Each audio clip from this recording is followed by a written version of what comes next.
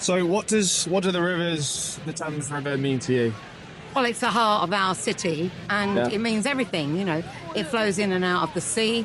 It's our lifeblood. It's carried all of our, cargoes and people for centuries and centuries. And it has been dirty before.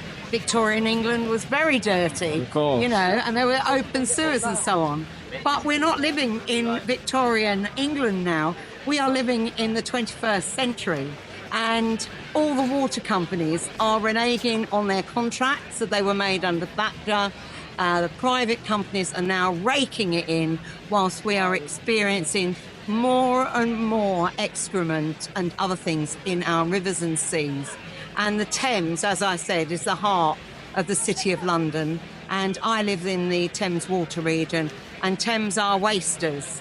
And there is more and more waste and excrement going in. It's affecting not only humans, but all the life that lives underneath the seas, the rivers and the oceans. It's affecting plant life as well. It affects river animals, whether it's the water voles, the otters, whoever it is. And it's not just Thames, it's our entire country. And it's about time. Keir Starmer said it's got to stop.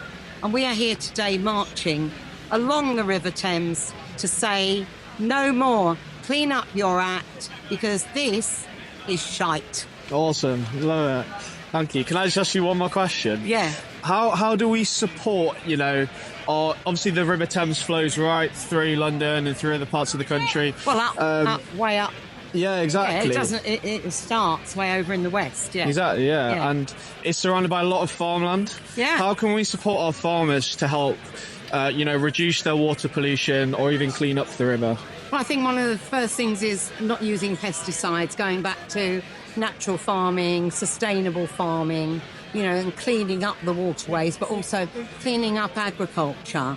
I am vegetarian and I've been vegan and raw over many years. And what I would like to see is that they start reducing the use of animals for eating food and use more plant-based energies for us. As a nation, we need to actually eat more plants, eat more fruit and vegetables and grains, and we need to go back to an agricultural lifestyle where we're relying less on animal produce. Okay. Brilliant. And that'll be great for the environment. How can we support our farmers achieve some of those things? I think we need to know what they want us to do, as well as us deciding what we want them to do. Yeah. It's got to be a two-way thing. So I think DEFRA need to be in discussion with farmers, but helping farmers. Lots of farms are closing down and going out of business week in, week out. It's like the pubs are, and we need hops and we need all the other things for... yeah, no, I'm not. Sorry, someone taking one of my amazing leaflets. So we're part of the boycott. This is Thames, but we want it to be a national thing. So we're boycotting the wastewater part of our bills. And they can't cut off your water. So make sure you tell them you're going to be withdrawing the wastewater part of your bill.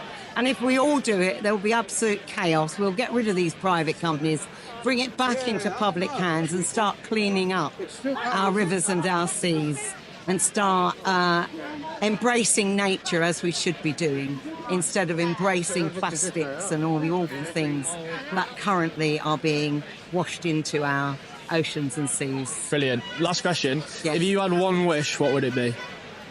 I wish that we were more able to look at ourselves and what we do to destroy the environment, and then change just one little thing. And then when we've changed that one thing, that we change another thing. That we do our bit individually, because individually we may not make a difference. But as you can see from the march today, collectively we are a big voice and make a big difference.